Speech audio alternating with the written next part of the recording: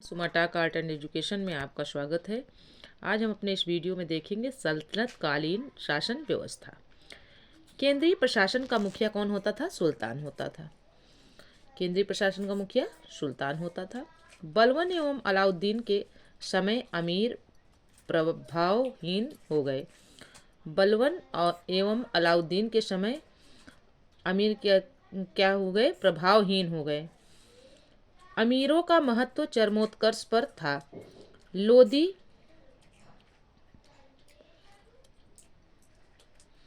वंश के शासनकाल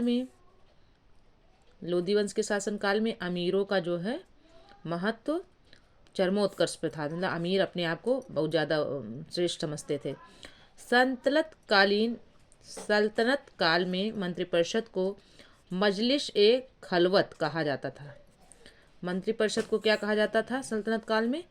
मजलिस ए खलवत। मजलिस ए खलवत की बैठक होती थी। बार ए खास किसको कहा जाता था? बार ए खास। इसमें सुल्तान सभी दरबारियों, खानों, अमीरों, मालिकों और अन्य रईसों को बुलाता था। बार ए खास में बुलाता था। बार ए आजम क्या था? सुल्तान राजकीय कार्यों का अधिकांश भाग पूरा करता था। बार आजम में सुल्तान क्या करता था? राजकीय कार्यों का अधिकांश भाग का कार्य पूरा करता था। सल्तनत काल में दीवाने रियासत धार्मिक मामलों, पवित्र स्थानों तथा योग्य विद्वानों और धर्मपरायण लोगों को वजीफा देता था। इसका अध्यक्ष प्रमुख सदर होता था, जो साधारणतः प्रधान काजी होता था। यह न्याय विभाग का भी अध्यक्ष होता था। दीवाने इंसा नामक विभाग राज्य के पत्राचार से संबंधित था। जो दीवाने इंसा था वो किससे संबंधित था? पत्राचार से संबंधित था।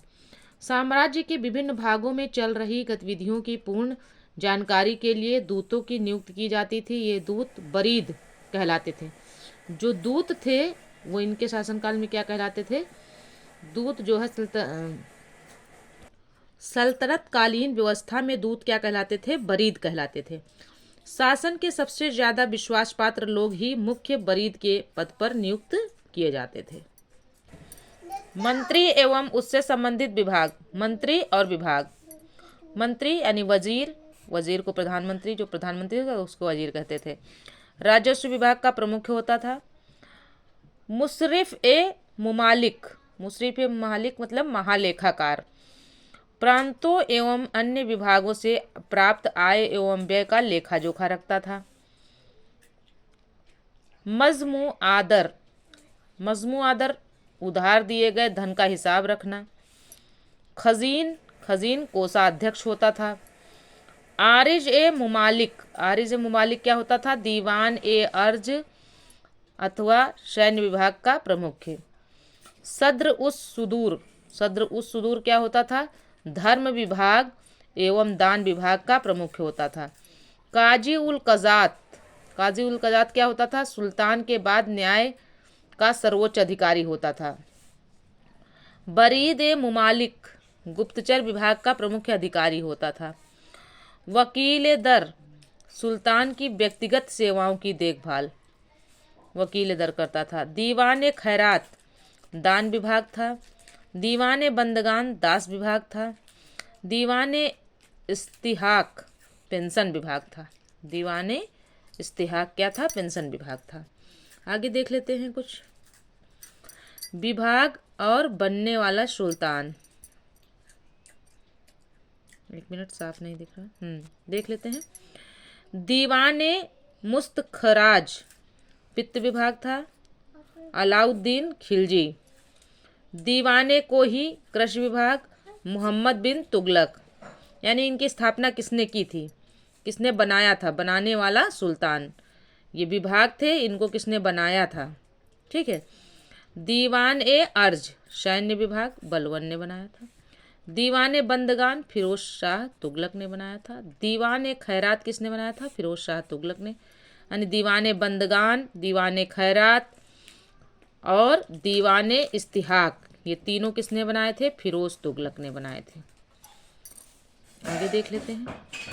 लोक निर्माण विभाग की स्थापना फिरोज तुगलक ने की थी। यह विभाग नहरों एवं सार्वजनिक भवनों का निर्माण करता था। सल्तनत अनेक प्रांतों में बटा हुआ था, जिसे इक्ता या सूबा कहा जाता था। यहाँ का शासन नायब या वली या मुफ्ती द्वारा होता था। इक्ताओं को शिकों यानी जिलों में विभाजित किया गया था, जहाँ का प्रमुख अधिकारी सिकदार होता था, जो एक सैनिक अधिकारी था। आगे देख लेते हैं। राजस्व कर व्यवस्था। उस्र मुसलमानों से लिया जाने वाला भूमि कर, खराज गैर मुसलमानों से लिया जाने वाला भूमि कर, ज़कात मुसलमानों पर धार्मिक कर, संपत्ति का 40वां हिस्सा, जजिया गैर मुसलमानों पर धार्मिक कर, यानी जो मुसलमान नहीं थे उनसे जजिया कर लिया जाता था।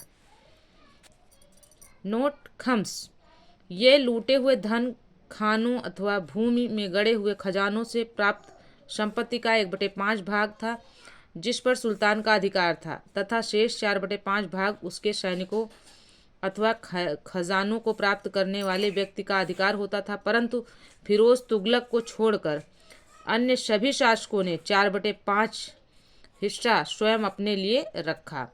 सुल्तान सिकंदर लोदी ने गड़े हुए खजाने में से कोई हिस्सा नहीं लिया। सिखों को परगनों में विभाजित किया गया था। आमिल परगने का मुख्य अधिकारी था। आमिल क्या था? परगने का मुख्य अधिकारी होता था। और मुसरिफ लगान को निश्चित करने वाला अधिकारी होता था। मुसरिफ कौन होता था? लगान को निश्चित करने वाले अधिकारी को मुसरिफ कहते थे। एक शहर या 100 गांवों के शासन की देखरेख अमीर शदा नामक अधिकारी करता था। एक शहर कह लो या 100 गांव कह लो कि शासन की जो देखरेख करता था उसे क्या कहते थे? अमीर शदा कहते थे। अमीर शदा नामक अधिकारी करता था। प्रशासन की सबसे छोटी इकाई ग्राम होती थी। ग्राम में सबसे अधिक प्रभावशाली लोग खुद यानी छोटे जमींदार और मुकद्दम मुखिया होते थे। गांव का एक पटवारी होता था। गांव का एक पटवारी होता था, ग्राम का एक पटवारी होता था। सुल्तान की स्थायी सेना को खास खेल नाम दिया गया था। सुल्तान की स्थायी सेना को खास खेल नाम दिया गया था। मंगोल सेना के वर्गीकरण की दशमलव प्रणाली को सल्तनत कालीन सैन्य व्यवस्था का आधार बनाया गया था। सल्तनत काल में बारूद की सहायता से गोला फेंकने वाली मशीन को मंगलीक तथा अर्राद कहा जाता था। बॉक्स है। 10 अश्वारोही, एक सर एक खेल। 10 सर एक खेल, एक सिपह सलार। 10 सिपह सलार, एक अमीर। 10 अमीर, एक मलिक। 10 मलिक बराबर एक खान। ये दिया गया है क्या कितने के बराबर होता है। अलाउद्दीन खिलजी ने इक्ता प्रथा को समाप्त किया था। इक्ता प्रथा की दोबारा शुरुआत फिरोज तुगलक ने की।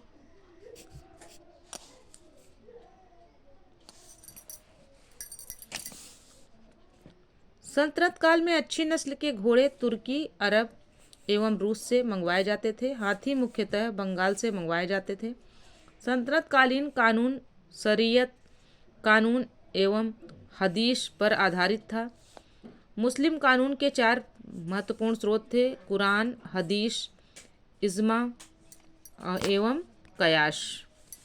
इज्मा एवं कयास। सुल्तान सप्ताह में 2 बार दरबार में न्याय करने के लिए उपस्थित होता था। सल्तनत काल में लगान निर्धारित करने की मिश्रित प्रणाली को मुक्ताई कहा जाता था या कहा गया। भूमि की नाप जोख करने के बाद क्षेत्रफल के आधार पर लगान का निर्धारण मशाहत कहलाता था। यानी भूमि की नाप जोख कर लिया, उसके बाद क्षेत्रफल के आधार पर जो लगान लगाया जाता था उसको क्या कहते थे, मशाहत कहते थे। इसकी शुरुआत अलाउद्दीन खिलजी ने की थी। पूर्णतः केंद्र के नियंत्रण में रहने वाली भूमि खालसा भूमि कहलाती थी। अलाउद्दीन ने दान की गई अधिकांश भूमि को छीनकर खालसा भूमि में परिवर्तित कर दिया। सल्तनतकालीन मुद्रा व्यवस्था चांदी के टंके और तांबे के दिरहम पर आधारित थी। यानी यहाँ पर एक चीज़ और नोटेड है, पॉइंट है, जैसे चांदी के सिक्के को क्या कहते थे, टंका कहते थे, और तांबे के सिक्के को क्या कहते थे, दिरहम कहते थे। ठीक है, सल्तनत काल में तो ये भी पूछे जाते हैं। देवल सल्तनत काल में अंतर्राष्ट्रीय बंदरगाह के रूप में प्रसिद्ध था। सल्तनत काल में देवल क्या था, एक अंतर्राष्ट्रीय बंदरगाह के रूप में प्रसिद्ध था। तो फ्रेंड्स, यह वीडियो यहीं तक था। वीडियो पसंद आए तो चैनल को सब्सक्राइब करें, वीडियो को लाइक करें, अपने दोस्तों में शेयर करें। अगर जानकारी अच्छी लगी हो तो कमेंट्स में बताएं अगर कुछ दिक्कत हो इस वीडियो में। तो फ्रेंड्स, ज़्यादा से ज़्यादा आप शेयर करें और बताएं कि हमारे उसमें कमियां क्या हैं, ताकि हम उसको और अच्छा कर सकें। Okay friends.